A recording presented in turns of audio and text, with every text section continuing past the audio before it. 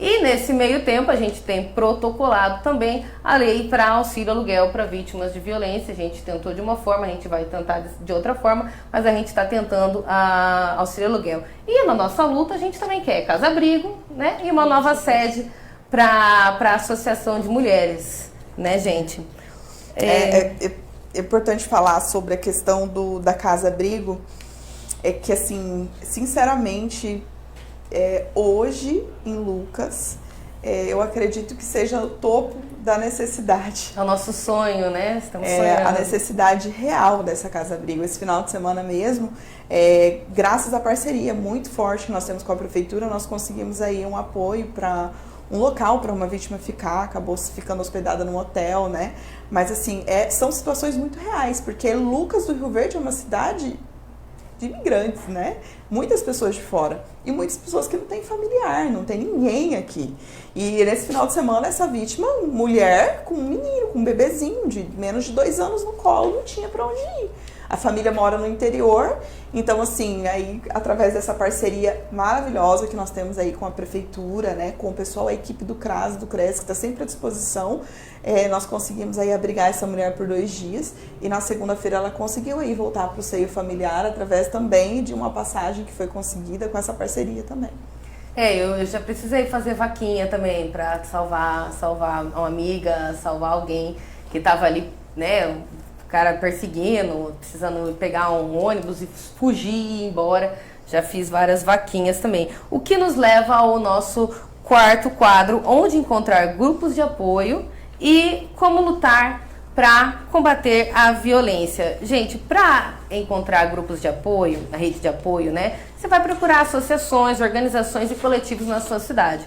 E a gente tem aqui a Associação de Mulheres do Bairro Rio Verde, onde a Maria Dalva está sempre à frente, tem um trabalho muito legal de alfabetização também de adultos, né, de mulheres adultas, trabalho de artesanato, e ela acolheu muito já ajudou, orienta, né, tem o Conselho da Mulher, que ela também trabalha, né, então eu quero trazer pra gente mais um vídeo aqui, mais um trecho da fala da Maria Dalva para ilustrar esse momento, tanto de criação da Associação de Mulheres, quanto também essa necessidade do coletivo para você poder se curar desses traumas, dessas vivências.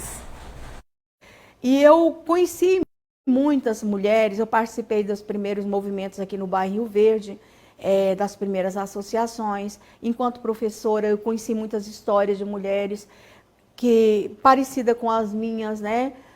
E eu vi que a gente poderia fazer algo. E foi aí que eu montei a chapa e a gente se reunimos 12 mulheres naquele período, e mais ou menos as mulheres que tinham o mesmo perfil de luta, e a gente criou essa associação de mulheres.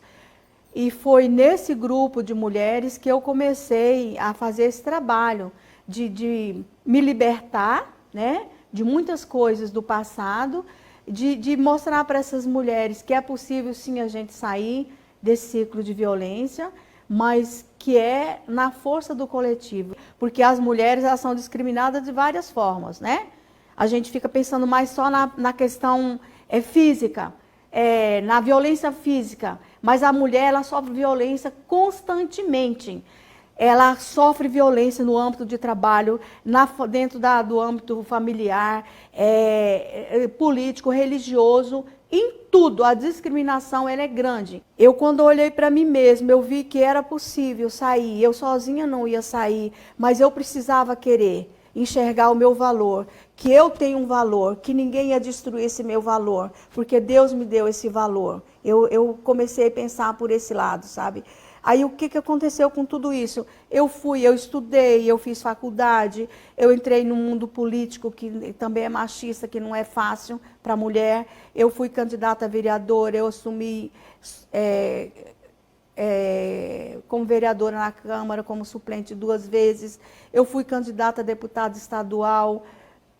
Sabe, eu marquei espaço, sabe? Falei assim, não... O meu lugar não é o chão. O meu lugar, o lugar de mulher é aonde ela quiser. Graças à luta da Maria da Penha, graças à Lei Maria da Penha, que hoje em dia essas denúncias têm aumentado.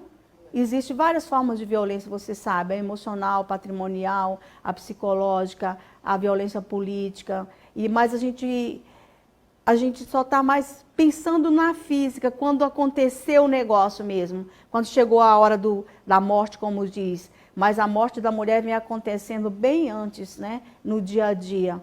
E a gente precisa estar atento e atentas para isso, que a violência contra a mulher é uma luta de todos, né, de homens e mulheres. Eu preciso preparar o meu filho, o meu neto, o meu familiar para uma geração de mais amor.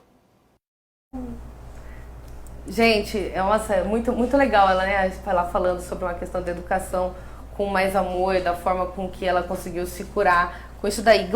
Ká, eu queria te perguntar, quando é que você sentiu que o combate à violência contra a mulher era uma causa pela qual você queria lutar? Eu acredito que isso aflorou quando eu comecei a escrever. Que eu sempre fui uma leitora muito ávida, né? Principalmente de romances, né? Que é o que eu escrevo. E eu sentia muita falta de mocinhas, de protagonistas empoderadas, de protagonistas fortes. Então eu lia aquelas histórias e eu olhava aquelas mulheres, né, lia aquelas mulheres submissas, aquelas mulheres, né, sem objetivo. E eu falei, não, eu quero protagonistas diferentes, eu quero mocinhas fortes. Foi quando eu comecei a escrever. Então eu comecei a escrever, eu comecei a pesquisar, né? Eu comecei a entender um pouco mais sobre a causa, sobre a violência doméstica, sobre o feminismo, e isso me fortaleceu. E aí quando eu entrei na delegacia, né? Eu entrei primeiro como estagiária, e na época era o Dr. Rafael Scatolon que me convidou para assumir, né? Me nomear escrivã ad hoc, eu assumi o cartório de violência doméstica. E acho que foi ali, né? Com as mulheres, com as vítimas, vivenciando tudo que a gente está falando, nós vivenciamos todos os dias, né? Todos os dias atendemos vítimas de todas as formas possíveis, machucadas de todas as formas possíveis, seja fisicamente, seja moralmente, seja machucada sentimentalmente. Então ali eu me identifiquei muito com a causa, na verdade, né? Foi muito grande para mim trabalhar ali. E desde então eu venho, né, fazendo o meu pouquinho, fazendo o que eu posso, né, não podemos abraçar o mundo, mas aquilo que eu consigo apoiar, aquilo que eu consigo lutar, eu faço. E eu acredito que até por meio das minhas histórias, por meio dos meus livros, se eu consigo mudar a vida de uma mulher, já valeu a pena. E sabe que a gente sempre conversa, né, entre as amigas e tudo mais, que não é uma luta que acaba daqui a pouco. Não é uma luta que você vai passar ali uns 10 anos e depois você se aposenta. É uma luta para a vida inteira. E aí isso é uma luta assim para você andar alguns passinhos. É um esforço muito grande. Só que os passinhos que a gente dá, a gente poupa os nossos filhos, a gente poupa os nossos netos de terem que dar esses passinhos, eles podem dar os próximos, né? Glácia, você vê a diferença no atendimento que você faz da mulher que tem uma rede de apoio, da que não tem? Muito grande. Muito grande. A verdade é que a gente falou sobre quantas vezes a vítima precisa passar pelo ciclo para poder conseguir de fato sair. Existem muitos casos de vítimas que vão na delegacia, fazem o registro, fazem a medida protetiva e depois voltam com o agressor. A verdade é que as mulheres que têm uma rede de apoio básica em casa, bem estruturada, são as mulheres que precisam de menos vezes, que acabam voltam para o agressor, só que voltam menos vezes, enquanto as que não têm, acaba que, infelizmente, chega até ser o feminicídio, né, de nem procurar ajuda, por medo, por não saber o que fazer, como que vou ficar sozinha numa cidade com os meus filhos, sem condições, sem estudo. Então há diferença muito grande, uma diferença enorme. Inclusive, uma das estratégias do agressor, né, no processo de manipulação, é exatamente ir tirando essa rede de apoio da vítima. Proíbe de ver os amigos, daí começa a arrumar problema com a família, aí dali a pouco é no trabalho que o problema que reside, obriga a sair do trabalho. Aí quando ela vê, ela não fala nem com o vizinho, ela não sai, não tem a chave da porta da casa dela, vive em cárcere privado. Pode passar vários dias sem aparecer que o vizinho não vai nem perceber, não vê, não conversa, não sabe quem é. Então, e é importante quando a Glácia fala em voltar, quando ela volta para o agressor, o que nós precisamos passar é que a sociedade tem que entender Que quando falamos de violência doméstica e violência familiar, não é uma violência normal. Não é uma violência de um cara que entra na sua casa, põe uma arma na sua cabeça para roubar a sua família, para te roubar, te faz o mal ali, e um cara que você nunca viu, que você nunca vai voltar a ver. É o pai dos seus filhos. É o cara que convive com você há 20 anos.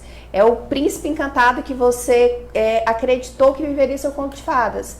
Então, é muito difícil quando você atrela emocional, quando você atrela sentimentos. Então, quando a gente fala que ela não volta porque ela quer apanhar.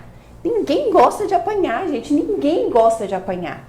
Ela volta porque ela tem esperança de consertá-lo, na verdade, né? Ela tem esperança de vê-lo mudar, de ainda manter o casamento, de manter a estrutura familiar, de manter os filhos perto do pai, né?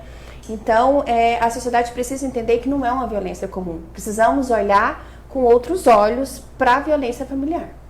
E a gente vai agora para o nosso quinto quadro, cuidando da saúde mental, que é muito bacana porque você falou agora do agressor, de querer cuidar, dele querer melhorar, né? E eu conversei com a psicóloga doutora Caroline de Souza Faria. Ela falou pra gente sobre como funciona a mente, né, do agressor, da vítima, e como as crianças também que vivem em ambientes de violência aprendem essa violência, como isso se perpetua. Vamos dar uma olhada na entrevista da doutora Caroline. Tirando um pouco o olhar da vítima, pensando no agressor. É possível um agressor, um homem que foi violento de forma recorrente, ele deixar de ser, ele trabalhar ele terapeuticamente, trabalhar a cabeça dele, da família, para que essa família permaneça unida e saia do círculo de violência? Eu acredito que sim. Se a pessoa, primeiro passo, ela tem que querer, né? E reconhecer isso. Mas eu acredito nessa possibilidade de ressignificar, de mudança, né? Então eu acredito que sim. Você acha que existe alguma coisa que faz os homens se tornarem violentos? A gente já vem de uma cultura, né, muito ainda, infelizmente, eu acho que machista, né, a gente ainda carrega um pouco disso e muito do que as pessoas conviveram, né, às vezes da forma ali como era da família, e ela vai, se a criança vive num ambiente de brigas, né, um ambiente violento, é isso que ela vai aprender e é isso que ela vai passar. Se não é ensinado para ela, muitas vezes, que em casa tem que tratar com respeito as mulheres, né, e não só as mulheres, mas todo mundo como um todo, né, ele vai aprender isso e vai sair muitas vezes reproduzindo isso, né.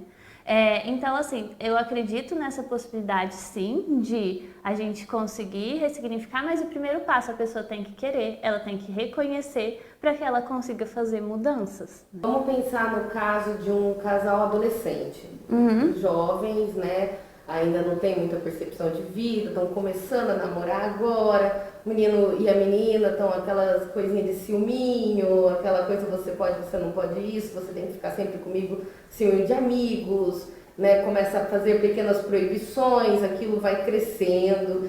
Como que um casal, né, nessa faixa etária, jovem, né, começando aí a se relacionar ainda naquelas grandes paixões, como que ele consegue permanecer num relacionamento saudável e impedir que essa linha, esse ciúme exacerbado, aquilo cresça, aquilo se desenvolva, aquilo vire um vias de fato, uma violência? Muitas vezes o ciúmes é muita insegurança, né? Uma emoção que está aí um pouco disfuncional, né? Então, eu acho que é trabalhar um pouco essa confiança do casal. Muitas vezes confiança em si mesmo, né? De entender que o outro tá com ele, que ele é suficiente. Então, a gente volta de novo até na questão, muitas vezes masculina, da autoestima, porque eles às vezes tentam isso para se reafirmar, né?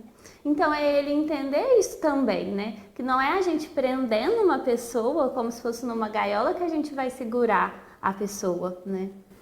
Sentimentos de posse, de ciúmes, ou mesmo a própria violência, ela demonstra uma fragilidade, uma insegurança por parte do agressor? Sim, com certeza, com certeza.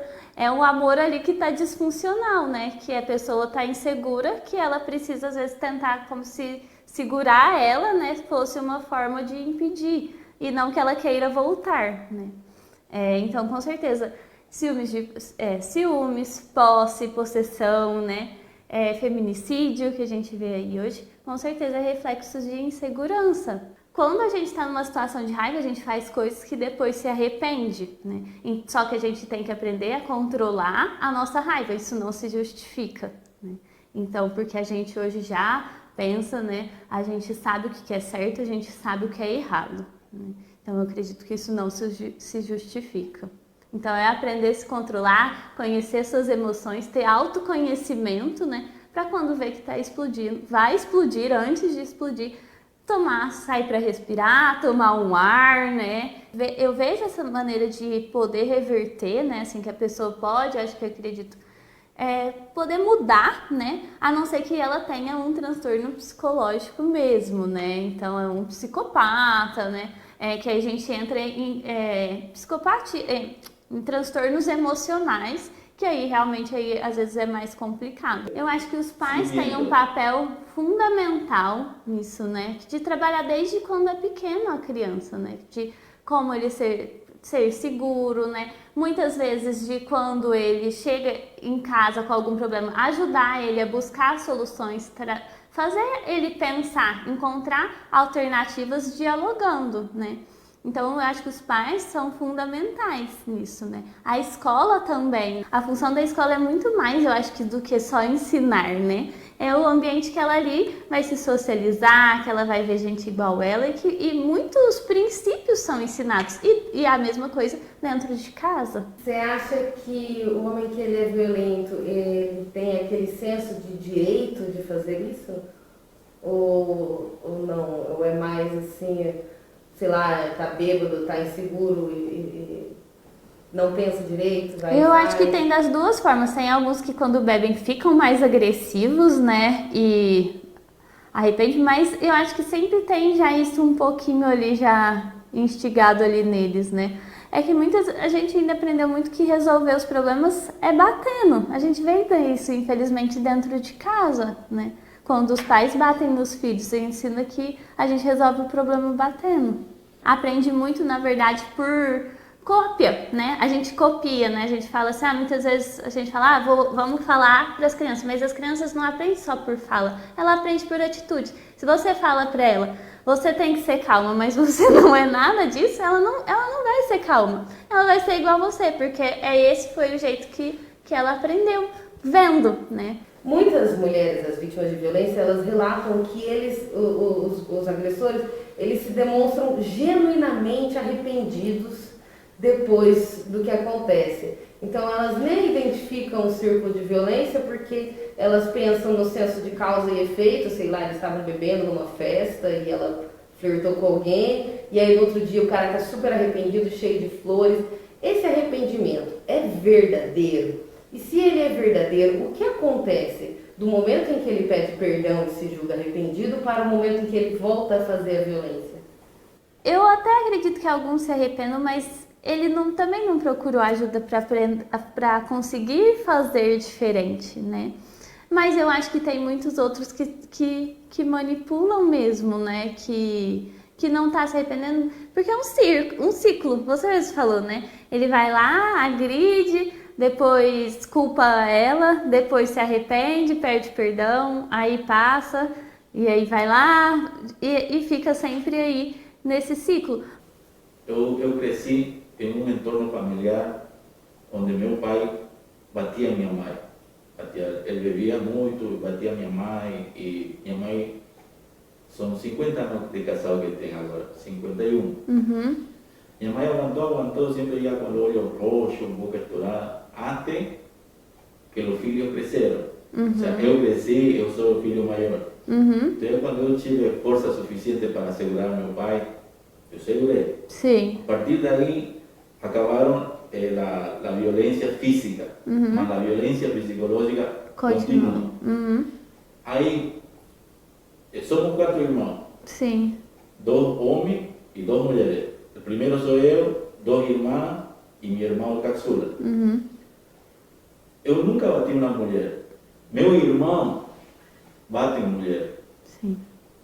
Porque se nós dois fomos educados e crescimos em um entorno, o mesmo entorno familiar. Meu irmão acompanhou menos a violência física com minha mãe, acompanhou menos. Tá?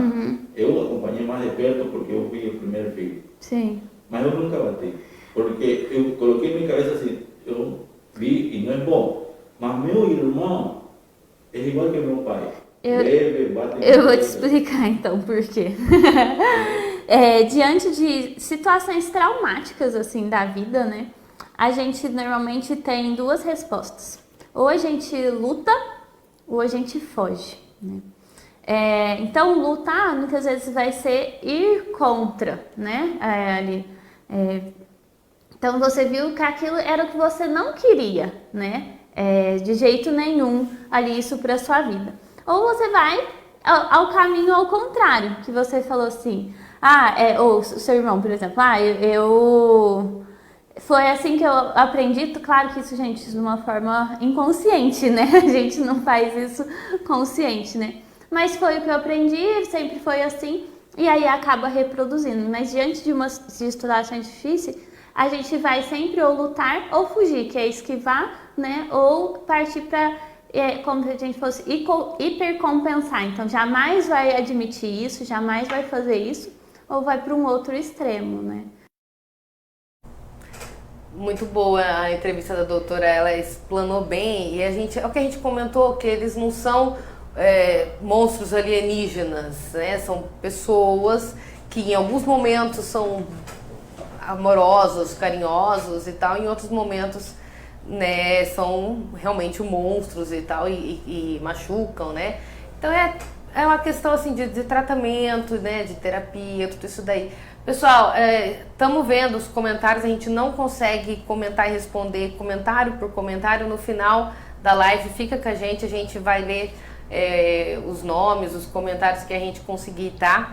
Pessoal, vocês falaram com a gente sobre os depoimentos, né, que são dados na própria delegacia e como isso mexe com vocês, como isso chama atenção. Aí a gente combinou de vocês trazerem algumas frases desses depoimentos reais daqui de Lucas do Rio Verde. Glácia. Acho que antes da Glácia começar, me permite, amiga.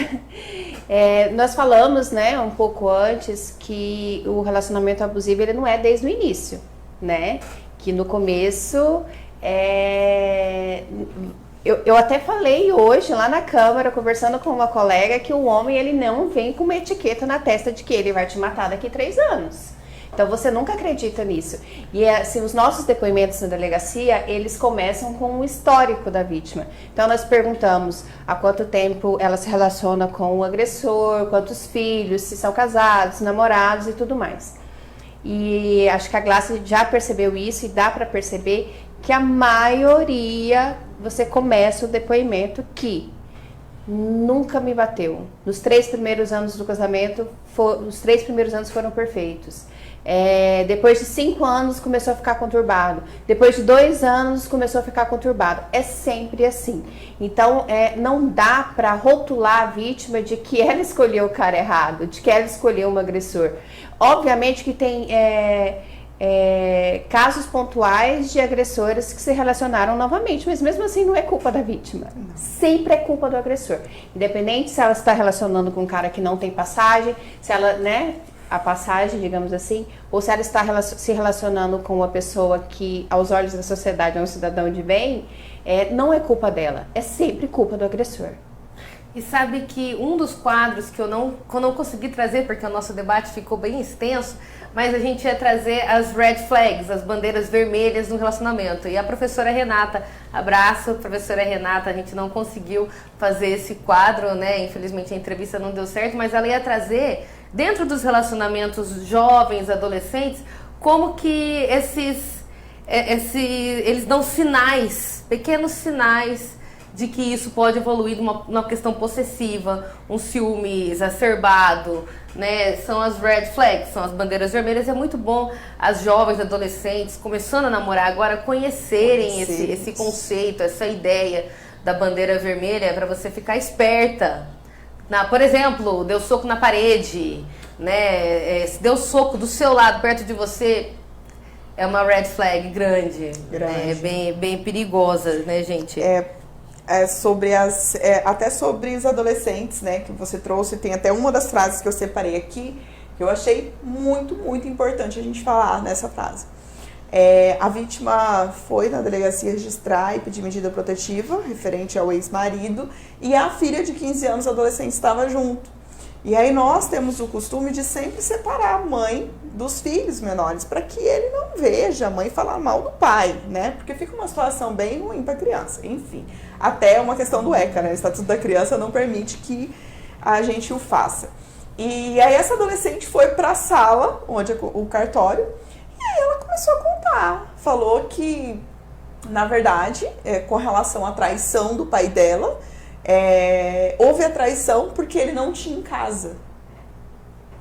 É claro, ele não tinha em casa, ele foi procurar fora mesmo. Quer dizer, sexo era uma obrigação dela. 15 anos. Então, assim, a mentalidade dessa criança, até a doutora Rayane, a psicóloga da delegacia, ela trouxe, ela falou assim, olha o nível de relacionamento que essa menina vai entrar, no sentido de que ela vai se permitir situações muitas vezes abusivas por causa até de um envolvimento emocional. Ela vai achar que ela precisa fazer certo tipo de relação, cometer certo tipo de relação sexual, porque o cara quer e se eu quero manter ele do meu lado eu vou ter que fazer, né? Então, assim, que coisa, pra mim, assim, como mulher que sou e busco, né, conhecer, entender do assunto, eu fiquei até preocupada com essa adolescente que já tá até se relacionando, já tem um namoradinho e tudo, né?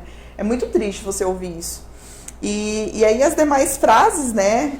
Eu trouxe aqui uma que foi de uma mulher que já tá separada do cidadão há meses. Ela falou assim, eu fui arrastada pelos cabelos.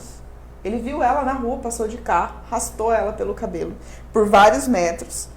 Ele só me soltou porque as pessoas que estavam em um bar próximo começaram a gritar para ele soltar.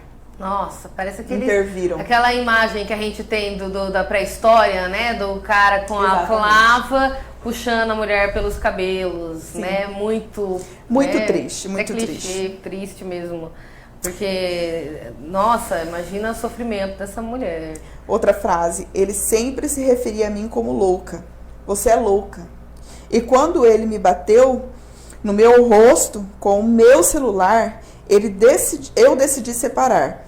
Mandei as roupas dele e o Uber que levou disse no retorno, essa louca que mandou as coisas dele. Então, assim, ele sempre chamava ela de louca e ela mandou as roupas dele pelo Uber e ele falou pro Uber, a louca mandou as coisas. E aí essa é uma característica importante sobre o que você estava falando. A ex do cara é sempre louca. É sempre louco. Essa é uma bandeira. Bandeira vermelha. Situação. Ele falou que a ex é louca. Não. Cai fora. Eu até comento sobre o meu relacionamento. O meu casamento. Eu tive um relacionamento com meu marido, a gente era namorado, a gente separou, ficou 8 meses separados.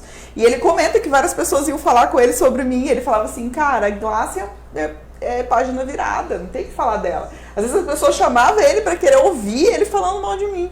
E ele saía de perto e falava, não tenho o que falar. Então, essa é a postura do ex, sabe? E ainda mais se tem um filho, né? No nosso caso, a gente não tinha um filho na época, mas enfim.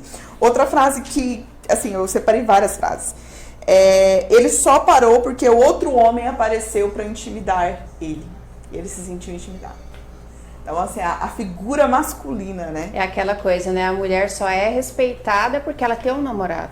Sim. Então eu vou respeitar ela porque ela tem namorada, ela é comprometida. Quantas Quando na verdade é o que contrário, eu sou respeitada sem ter? porque eu sou mulher. Quantas vezes? Eu já fiz isso várias vezes. Estou acompanhada. Não, tem pra namorada. ver se você tira, né, a pessoa de perto de você. Quando na verdade você deveria ser respeitada pelo que você é. Por você. Né, gente? Não porque tem uma outra pessoa, porque tem um outro homem, né? Por trás, que por precisa trás, do respeito. exatamente.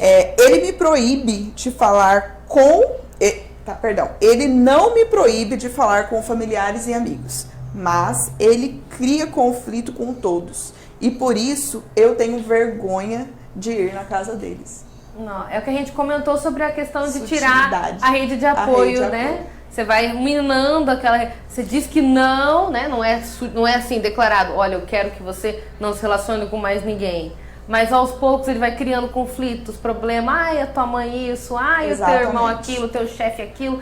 E vai minando essa rede de apoio da Teve mulher. até uma situação esses últimos dias em que a família procurou o núcleo falando sobre uma situação de violência que a mãe sofria, o familiar sofria, e aí a gente sugeriu que a gente conversasse com essa mulher, e essa mulher alega não sofrer violência nenhum tipo de psicológica.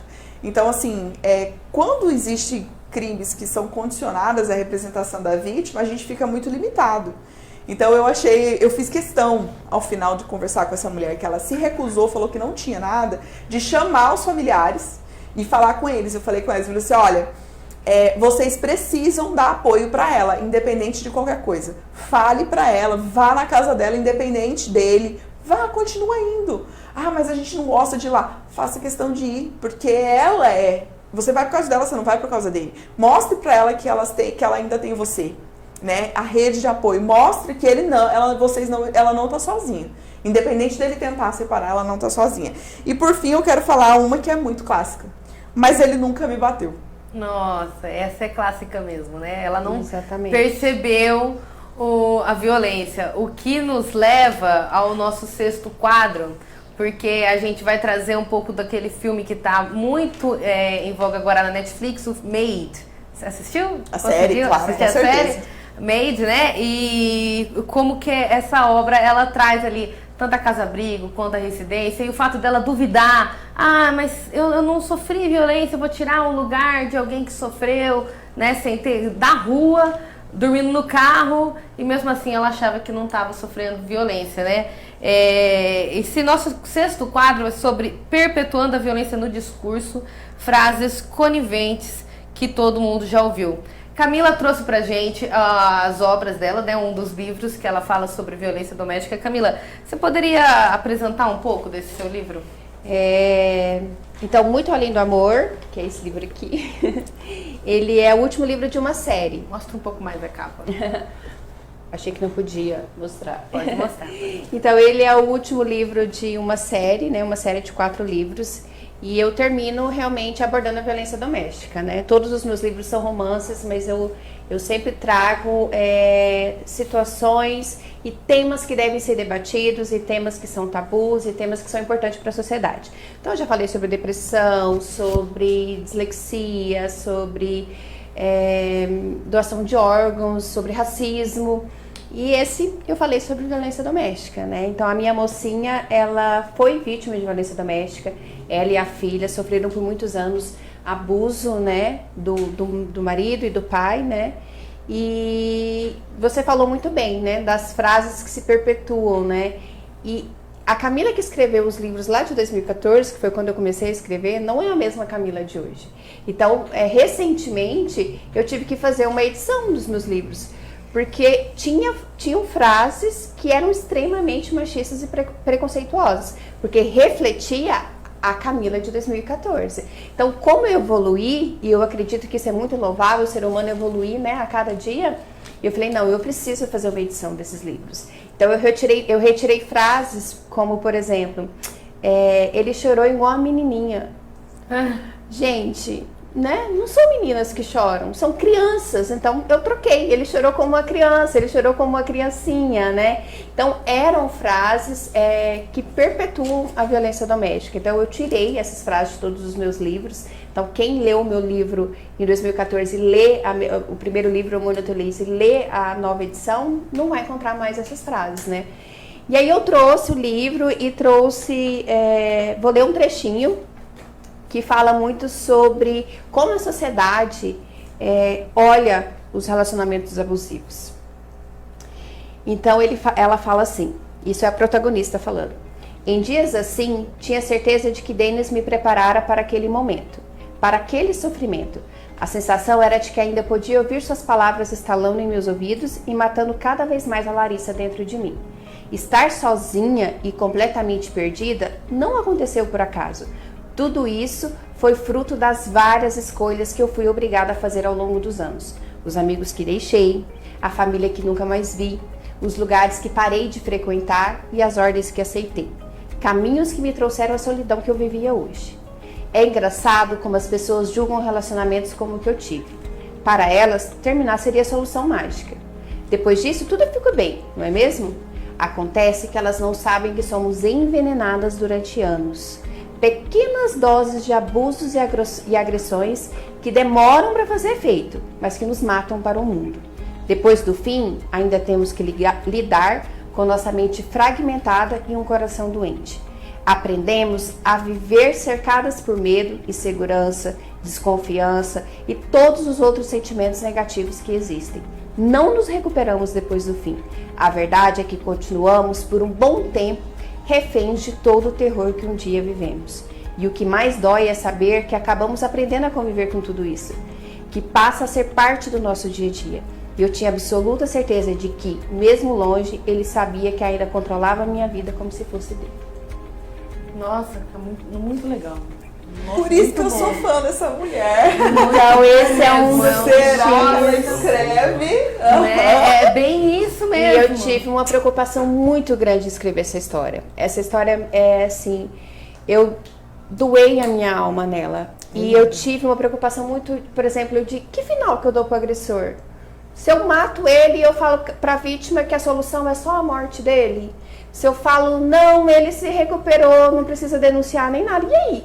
Que mensagem que eu tô passando pra minha leitora? Porque isso aqui, os livros que eu decidi escrever, é a minha forma de contribuir com a sociedade. Não é só para ganhar dinheiro. E olha lá que a gente nem ganha tanto dinheiro assim. Mas é a forma que eu consegui de contribuir com o mundo. Então, assim, por meio desse livro eu recebi várias mensagens de leitoras que se identificaram, de leitoras que não sabiam que estavam no relacionamento abusivo. Porque eu falo que existem duas vítimas. A que não conhece os seus direitos, aquela que sabe que o que é um relacionamento abusivo, mas ela não se identifica dentro dele. Sempre tem uma justificativa. Verdade. Então, assim, o murro na parede, que ela não conseguiu identificar, foi porque ele estava nervoso. Ele preferiu bater na parede do que me machucar. Então, ela sempre acha uma desculpa para as agressões. Então, ela sabe que agressão é violência doméstica, mas ela acredita que ela não está vivendo aquilo, que ela não está num relacionamento abusivo. Então... E normalmente, esse perfil de vítimas são de vítimas de maior poder aquisitivo. Exatamente. É impressionante. E... Com maior poder aquisitivo, com maior instrução, nível de instrução, né, mais elevado. E são, eu acho que é a vítima mais difícil de denunciar. Sim. E talvez são os casos mais graves, né? Exatamente. Porque a violência psicológica, ela perdura por muito tempo. Então, quando chega no limite, que é o feminicídio, na verdade, acaba chegando ao feminicídio, né? Então, praticamente são os casos mais graves. Eu achei muito interessante quando você comentou da Camila de 2014. Muita gente tem essa confusão de que você é ou não é machista? Sim. Você é ou não é feminista, né? Uhum. Enquanto são conceitos totalmente... Não é assim, eu tô no time dos homens, eu tô no time das mulheres. Exatamente. Sabe? O machismo, ele tem graus. Ele tá dentro da gente. Nós somos machistas em graus diferentes. Alguns em grau muito elevado, alguns em graus mais baixos. Que nem você falou, chorou feito uma menininha. Não existe uma percepção de que eu estou falando uma frase que né, é uma coisa muito complexa de você considerar. Pra Só mim que... era normal, né? Não era normal. Tanto que eu Só que aí coloquei no você, livro, o que você fez? Você se preparou, você estudou, aí entrou em contato com essa questão e você percebeu que não é uma coisa que você quer perpetuar. Exatamente. Né? E eu trouxe pra gente, nesse quadro, pra gente falar sobre a violência no discurso, a Iracema Doge, uma amiga muito querida. Ela é presidente do Clube do Livro, jovem, ativista, membro do Conselho da Mulher, e ela vai trazer algumas obras assim que tem essa temática. Vamos ver o vídeo da Iracema. Primeiramente, a gente tem que colocar o ponto de que o machismo e essa violência toda ela é estrutural, ou seja, ela não começou ontem, ela começou há muito tempo atrás. E eu vejo que as mídias, elas sentem a necessidade de retratar isso e mostrar para as pessoas como é que é a realidade das pessoas que passam por isso. Porque muitas vezes, uma pessoa que vive na bolha social dela, e ela acaba não vendo a realidade da outra, ela acaba achando que isso é uma coisa superficial e às vezes não leva em relevância o quanto essa pessoa está sofrendo, o quanto ela está passando por violência. Então eu percebo que as mídias, elas sentem uma necessidade de expressar isso. Não é de agora, é de bastante tempo já que vem se expressando, Uma referência que a gente pode estar utilizando, além dos livros, é claro, filmes e séries, é uma série que lançou agora da Netflix, chamada Maid, que conta a história de uma mãe, né, de uma mulher que ela é mãe, e ela acaba passando por uma violência doméstica e ela tem que sair de casa. Só que tudo nisso aí mostra a estrutura dela de como é ela sair de casa. Primeiro que ela não acha que aquilo seja violência doméstica, só porque o cara gritou, o cara empurrou ela contra a parede, ela não vê aquilo como violência doméstica. Ela até tem frases que ela fala, mas eu não passei por violência de verdade. Eles questionam o que é uma violência de verdade na cabeça dela. Porque na cabeça da vítima, aquilo nunca é violência de verdade. Violência de verdade é quando o cara mata, quando o cara agride, mas a violência ela começa muito antes disso. Ela começa desde a parte onde ele tira o direito da mulher de trabalhar, onde ela tira o direito de ter o dinheiro dela se desenvolver socialmente com outras pessoas na sua comunidade, ter amigos, inclusive, ou fazer parte de reuniões familiares. Então, tudo isso aí trata da violência doméstica. E as séries e filmes, eles abordam muito isso. Seja de uma forma nítida, como nessa série Maid, ou seja de uma forma mais, como é que eu posso dizer, mais abstrata de expressar, colocando num quadro vermelho, colocando a mulher sintonizada sempre no silêncio, numa situação de não conseguir expressar, não conseguir sair da cama. Então, assim, as séries, elas sempre abordaram isso, filmes e animes e HQs, sempre abordaram isso. Os HQs, como até mesmo de super-heróis, abordam isso. Tem vários livros que colocam em ponto esse discurso do feminicídio, da violência doméstica e da restrição do direito das mulheres. Nós temos Vox, nós temos o Conto da Aia, os testemunhos. Eu queria deixar o Conto da Aia por último, porque esse é o que mais retrata de forma fiel a perspectiva de uma mulher dentro de uma sociedade que obriga ela a estar numa situação de inferioridade. O Conto da Aia, a escritora Margaret Atwood, ela escreveu isso há muito tempo atrás, mas ele ainda é um reflexo de hoje. A mídia, ela sempre se adapta à questão social. Então, antigamente, quando ainda o machismo sequer era conversado, sequer era colocado em pauta como algo ruim, como uma crítica, eles retratavam a mulher sendo sempre submissa, sempre delicada. Não que há problema em ser delicada, feminina ou qualquer desses outros princípios. O problema é retratar a mulher apenas como isso, não tendo personalidade, não tendo muito que se explorar na história dela e sempre precisando da ajuda do homem para se salvar.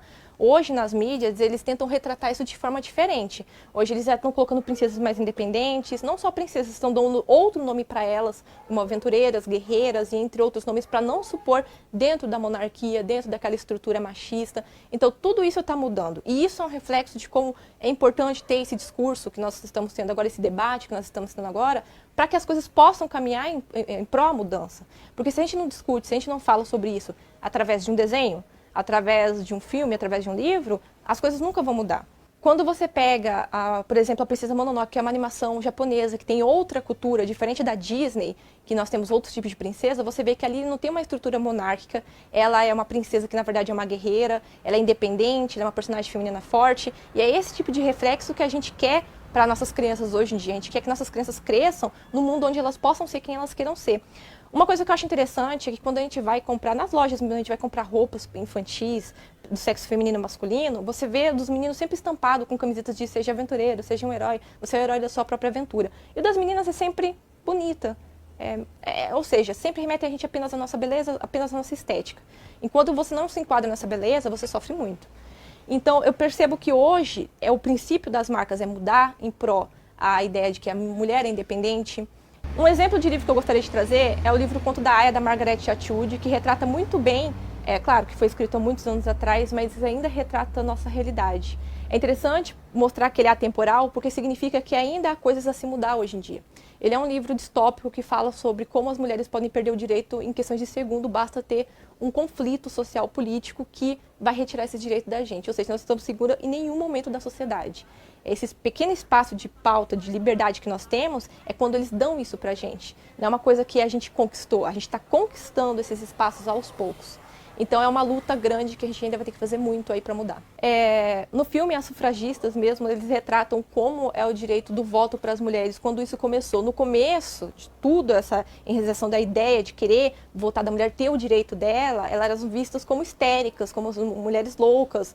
Então, e a maioria ali sofreu repúdio não só da sociedade quanto da família. Eram excluídas da família, retiradas seus filhos, justamente para não ter voz na sociedade.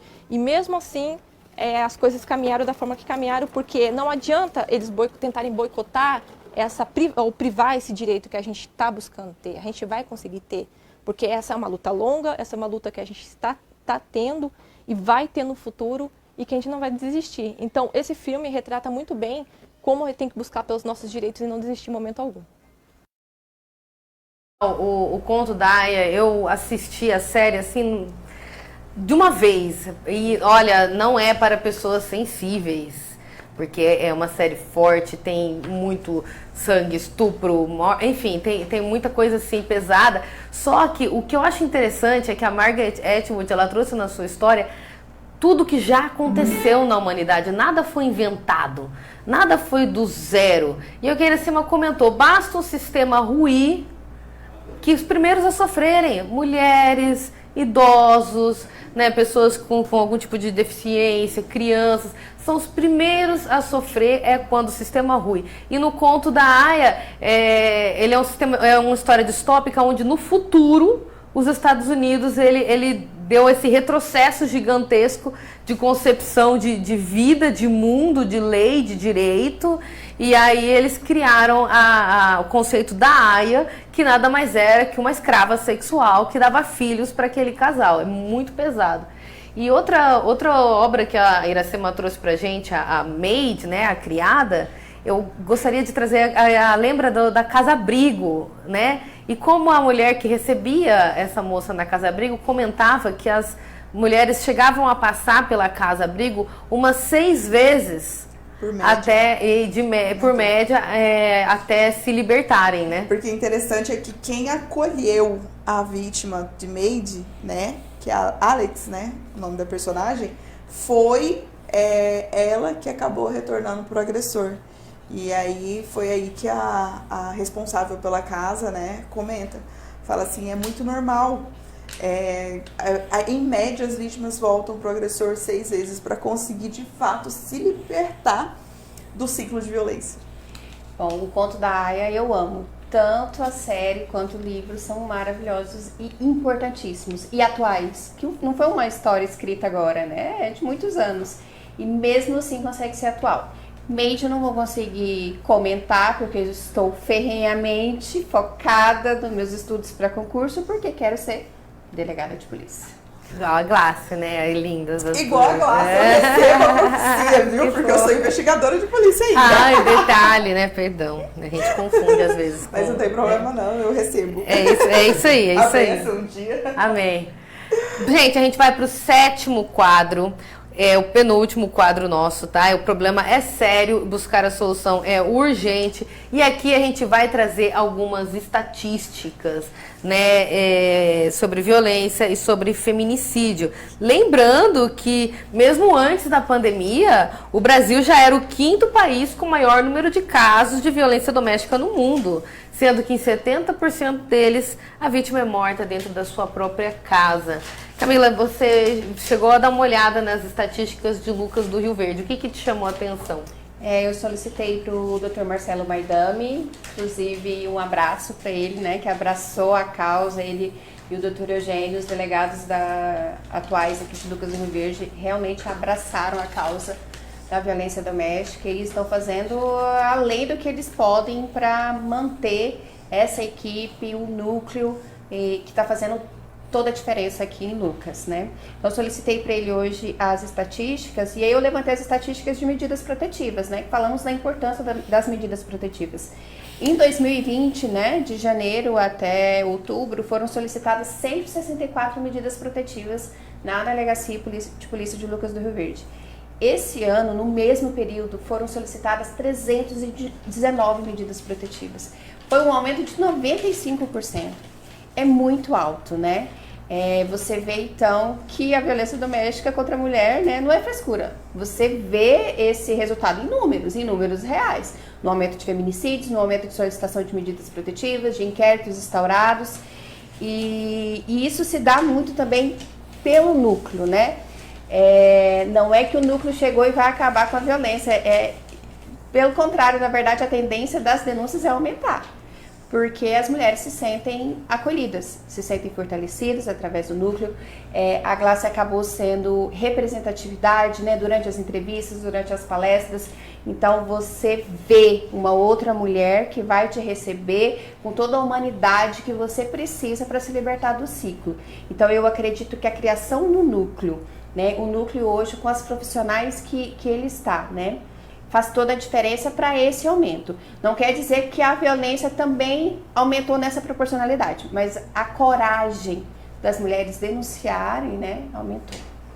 E sabe que no Fórum Brasileiro de Segurança Pública, 1 em cada 4 brasileiras acima de 16 anos sofreu algum tipo de violência em 2020, no ano da pandemia, o que representa um universo de 17 milhões de mulheres. Como é um número bem grande, eu fui pesquisar uma questão geográfica, né? Que país que tinha 17 milhões de habitantes? A Holanda, por exemplo, 17 milhões de habitantes. Então é uma Holanda inteira dentro do Brasil que em 2020 sofreu algum tipo de violência, né? E isso é a partir acima dos 16 anos, né? E em seu 15º Anuário Brasileiro de Segurança Pública, esse fórum desponta Mato Grosso como a maior taxa de feminicídio. Enquanto a taxa de feminicídio no país inteiro é de 1,2 para cada 100 mil habitantes, 100 mil mulheres, desculpa, em Mato Grosso é o triplo, 3,6 para cada 100 mil mulheres. Eu queria retomar a pesquisa da La Salle, mais alguns slides que a gente poderia trazer, a página 33, o que fez em caso de ter sofrido alguma violência, que atitude tomou. É significativo o índice dos que não fizeram nada, deixaram por isso mesmo, 11,4. O mesmo índice é dos que pediram auxílio a outras pessoas, 11,4. E é bem alto, mais da metade, o índice dos que não souberam ou não quiseram responder. Vamos pro próximo. Qual é a principal causa da violência contra a mulher, em sua opinião? É significativo o índice relativo aos padrões culturais machistas, né? Aquela questão do discurso, 44%.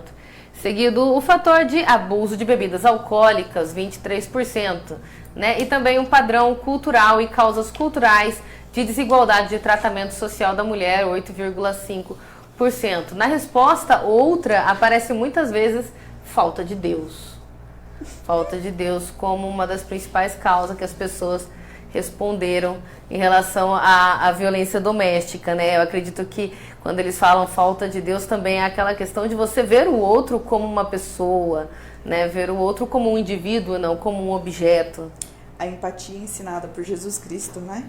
E nessa questão aí, eu sempre converso muito com as vítimas que eu tenho a oportunidade de falar, porque muitas vivem situação de violência e se permitem viver até por conta de religião, questão religiosa.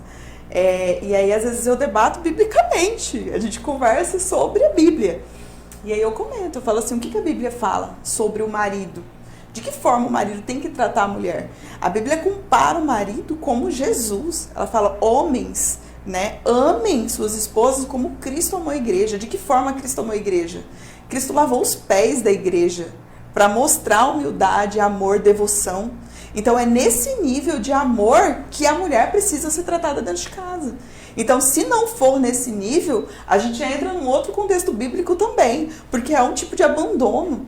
E a Bíblia diz que o abandono é uma prerrogativa para o divórcio, né? Em caso de abandono, o homem abandonar a mulher, ela pode se divorciar, no sentido bíblico, né? Enfim, então assim, a gente sempre tenta até trazer essa questão, porque muitas delas estão no ciclo, principalmente, eu acho interessante que a maioria delas, essas conversas acontecem em denúncias de 180, que são terceiros, familiares que denunciaram, e às vezes eu vou na casa dessa vítima, converso com ela, e aí ela comenta que ela é cristã, ou que ela é de alguma religião, e por conta disso, né, ela tem essas limitações no sentido da denúncia, e aí a gente acaba levando a questão bíblica sobre o amor de Cristo, esse amor de fato, né, empático, né, verdadeiro. Verdadeiro. E sabe que o estado, Mato Grosso, também ocupa o 8º lugar no ranking das maiores taxas de estupro do país. De acordo com o estudo, 68% dos casos, a vítima possui entre 0 a 13 anos, né? A gente volta ali no slide da La Salle. Olha lá, as mulheres são culpadas para provocarem situações de violência contra elas? Discordo totalmente, 60%. Olha, ó, concordo totalmente. Tem gente que concorda lá. Concordo, 6,1. Não concordo, discordo em parte. Elas têm a culpa, não têm a culpa. E a próximo slide também é importante. As roupas, elas influenciam? Ah lá, elas deveriam se vestir com mais pudor, com mais discrição, né? Ah lá, discordo totalmente, 56%. Concordo, 21%, né? Concordo totalmente mais um pouquinho, dá 22,9% acha que as mulheres deveriam se vestir diferente para não sofrer algum tipo de violência. É a culpabilização da vítima, né? A gente debate bastante sobre essa questão de como, na sociedade, de modo geral, a vítima é vista como culpada pela agressão que ela sofre. Em um dos livros da Camila, eu sou fã, gente, já li vários. Em um dos livros dela acontece uma situação de quase abuso, né, de estupro da mocinha do livro. E aí um namorado dela, um quase namorado, crush dela, chega a falar, mas você é louca, como que você sai na rua assim? Realmente essa questão, e interessante que eu até comentei com a Camila depois que eu olhei, eu falei, amiga, como assim, né? Ela falou assim, não, eu fiz questão de levar como eles revitimizam a vítima, a culpa é da vítima. Não, mas como que ela vai na casa do cara? Ela marca com ele e vai na casa do cara pra ver ele, ela nem conhece o cara e vai na casa dele. E depois desiste, né? E depois desiste. Você marca todo o encontro e depois desiste. Lembrando que não é não até o momento do ato. Tá rolando, o negócio tá lá, ela decidiu parar, ele não quis parar, é estupro, não interessa. Não interessa o contexto. Isso não inclusive dentro do casamento. Mulher. Exatamente. Pensamos a mesma coisa. Eu até pulei uma das frases, mas foi de uma denúncia do 180. Essa frase a vítima falou pra gente na declaração. Ela falou assim, ele me forçou a ter relação com ele, mas é minha obrigação. Pois é, ela acha que é a obrigação dela. A obrigação dela, e não é só ela, uma estupro. Grande quantidade de mulheres pensa assim, que existe essa obrigação. E lembrando que a violência sexual não é só o estupro em si. Inclusive, muitas mulheres não sabem, mas o fato dele controlar o seu anticoncepcional. Quando você toma, quando você vai deixar de tomar, ou para de tomar, quando ele te obriga a deixar de tomar o anticoncepcional, quando ele corta a sua opção de ser mãe ou não, só pela vontade dele, é um tipo de violência sexual. Sabe que, segundo a Secretaria de Estado de Segurança Pública, durante a pandemia, né, no ano passado, os casos de feminicídio em Mato Grosso aumentaram 59%. Hoje eu vi a reportagem em que existe uma redução desse número, né, desse aumento.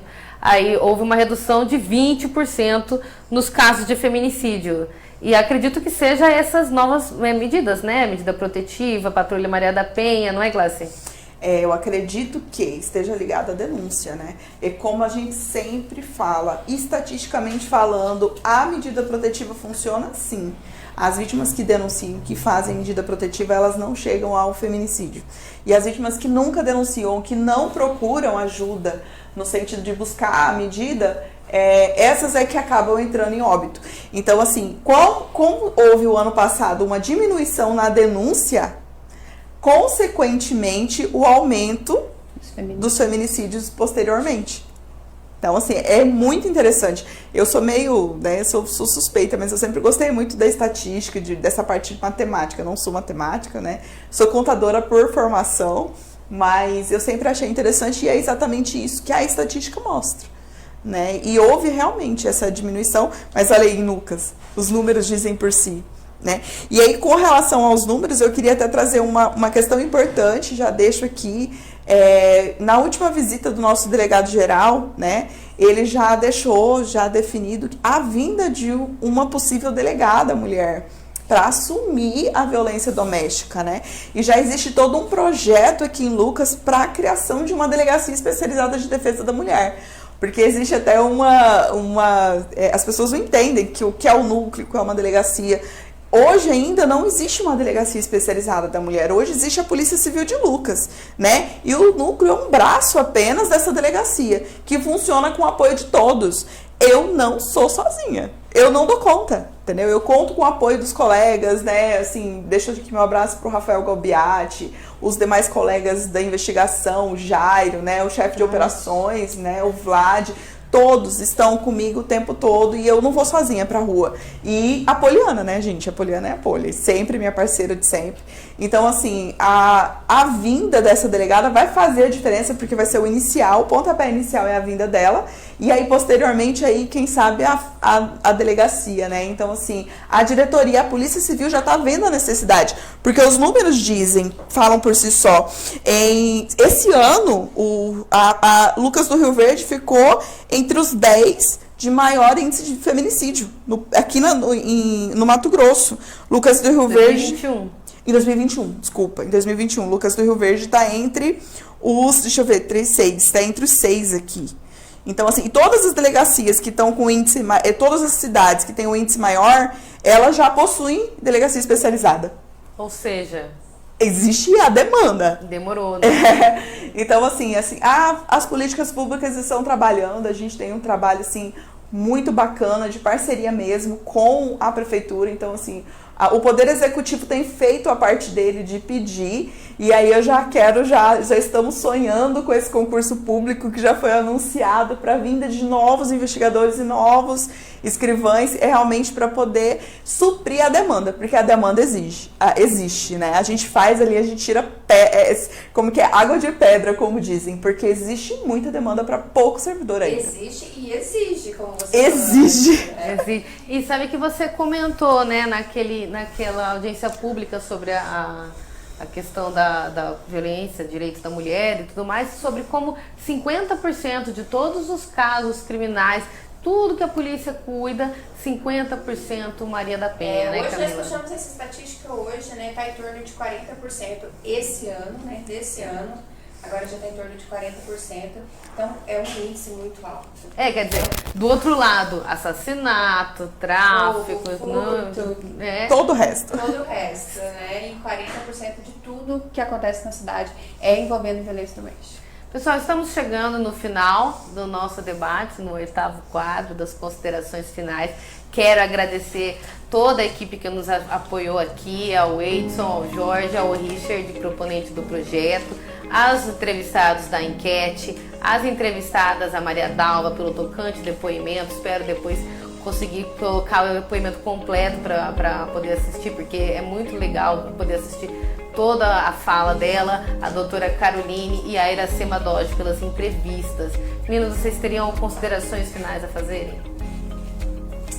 Eu quero agradecer o convite, agradecer poder estar aqui. Sei que talvez tem outras pessoas mais capacitadas. Eu fico muito nervosa, já peço desculpas se eu errei alguma coisa, mas eu fico muito nervosa para falar, meu negócio é escrever. Mas agradeço, e eu sempre falo assim, que apesar de eu ficar muito nervosa, a causa merece. Então, assim, por mais que eu enfrento uma batalha para estar aqui, né? A minha ansiedade, meu nervosismo, mas a causa merece a nossa atenção, merece que a gente esteja aqui. E eu sempre falo que precisamos olhar para as nossas mulheres, né?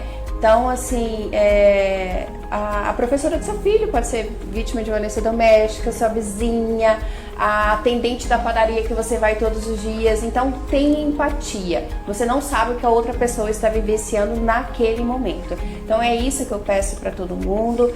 Quero deixar aqui o meu carinho para o núcleo de violência doméstica. Não estou na delegacia hoje, mas contem sempre comigo, a Glácia sabe. E eu quero deixar então todo o meu apoio para todas as vítimas e dizer que vocês merecem mais. Então procure ajuda, procure atendimento, a delegacia, qualquer apoio que vocês se sintam seguras. Vocês merecem mais. Então, vendo alguns comentários ali, né? O pessoal tá trazendo ali pra gente. Trabalho top. A Lucileide Gurki, né? Desculpa, tá um pouco longe, Gurki. Mulheres como vocês fazem a diferença da sociedade luverdense. Parabéns, Lucileide, querida. Um grande abraço. Muito obrigada. Muito bacana. Glácia, e as suas considerações finais para seguir? Gostaria de agradecer aos delegados, Dr. Maidame e Dr. Eugênio, pela confiança no meu trabalho, né, todos os dias. Gratidão de coração por acreditarem em mim, acreditarem no meu trabalho, acreditarem no potencial. Estar aqui não é fácil, a gente realmente fica com vergonha, às vezes não transparece tanto, mas a gente fica mesmo. Agradecer aqui a minha parceira, a Poliana, por todos esses meses de parceria, de companheirismo. Agradecer a cada uma das meninas, das 7 mulheres super poderosas que compõem o núcleo de violência doméstica da delegacia. Muito obrigada, me desculpem por qualquer coisa, eu sou meio abençoada às vezes, mas eu estou sempre à disposição de vocês e, como sempre, deixo as portas abertas. A Polícia Civil no Mato Grosso tem olhado de forma diferente para a violência doméstica, e a Polícia Civil de Lucas do Rio Verde não é diferente. Nós estamos ali. O núcleo funciona de segunda a sexta, das 8 às 18, mas nos finais de semana, nos feriados, a equipe da Polícia Civil, os plantonistas estão à disposição e continuam fazendo o trabalho normalmente. A Polícia Civil trabalha 24 horas. A gente sempre posta, a Polícia Civil não para, e é verdade. Nós não paramos. Estamos sempre à disposição. É claro que, se você puder aguardar para ser atendido durante a semana no núcleo, você vai ter um atendimento bem diferenciado com as meninas do núcleo que estão capacitadas diretamente para atender vocês. Até porque existe uma demanda muito grande, porque quando você vai no final de semana, você é atendido pelos plantonistas que muitas vezes estão, por exemplo, atendendo um homicídio, uma situação diferenciada que precisam de um atendimento imediato. Então acaba que você espera um pouco mais, né? E é natural. Não que eles não queiram atender, por conta da demanda mesmo. Então, se tiver a possibilidade de vocês aguardarem, aguardem, vão de segunda a sexta no núcleo. Estamos sempre à disposição e, novamente, obrigada, Camila, pelo convite. Obrigada, minha amiga Camila, pela parceria de sempre. E agradeço a todo mundo da produção. Adorei chamar a produção, pedir água. Muito obrigada. Levou o nosso padrão de entrevista. Né? E estou sempre à disposição de todos, novamente, para o que precisarem. Eu agradeço muito a participação de vocês, Glácia, Camila, foi bem bacana. E da luta que travamos hoje, poupamos o futuro. Ao futuro, caberá manter os direitos já adquiridos e conquistar muitos outros mais, até que a equidade seja uma realidade e a violência não aconteça mais, pois a gente acredita que a humanidade ela possa caminhar de forma coletiva, trabalhar pela paz, se unir e lutar pelo fim da violência. Boa noite.